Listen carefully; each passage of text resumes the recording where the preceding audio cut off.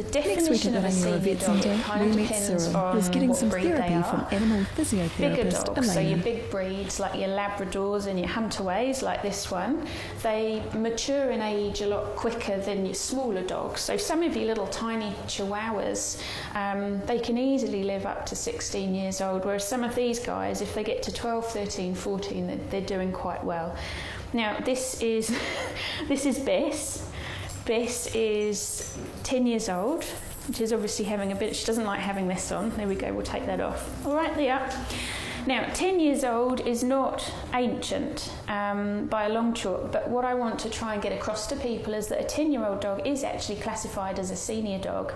She could easily, hopefully, live until she's 13, 14, maybe even 15 or 16 years old, but we still need to classify her as a senior dog. So a lot of the definitions, especially when it comes to nutrition and talking about what we're going to feed them, we actually talk about dogs over the age of 7 as being a senior, so it's quite young, and a lot of people get quite shocked. So that's why this dog's here today. She doesn't look particularly old. She's got a couple of wee grey hairs around her muzzle, but she is an older dog, and I want people to try and recognise when their dog hits that senior stage, just because the requirements for looking after them just change slightly.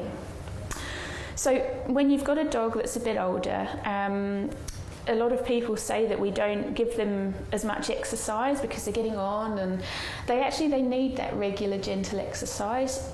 Arthritis and other musculoskeletal problems are really common in older dogs, and that's because obviously the wear and tear of what's gone on during their lives, and the same with us, we get arthritis as we get older. With these guys, it's really, really important to do that regular gentle exercise. That really helps with the mobility of those joints, and also it helps with weight control, and this dog is a classic example of an older dog that's probably a bit plump.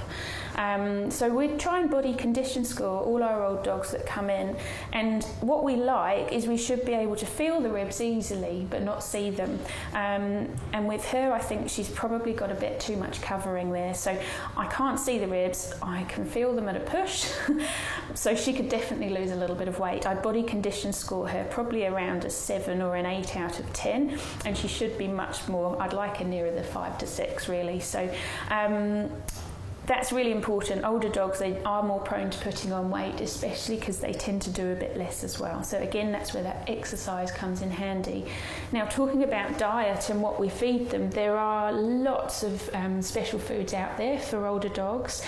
They are slightly lower in calories than your general younger active dog foods, and it's really important because they're still balanced to meet their nutritional requirements, but some of them have got little bits of extra things in to help with the bones and joints, but that lower calorie and higher fibre really helps with them trying to maintain their ideal body condition, still getting all the nutrients they require but without getting too much.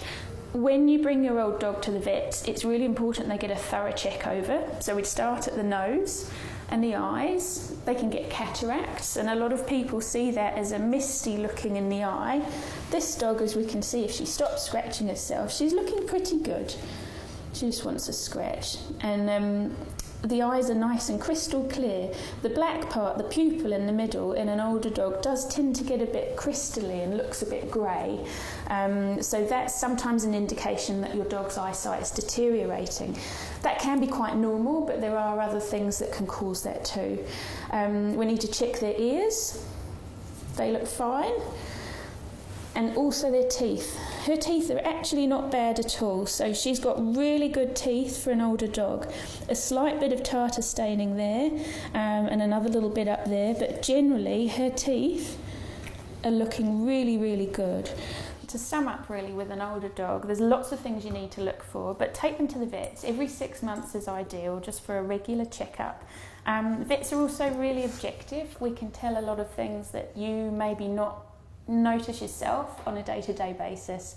Blood tests are important to think about, gentle regular exercise and the right diet, and just expecting them to keep pace. It's not normal really for them to be limping and sore. If that happens, we need to see them about it.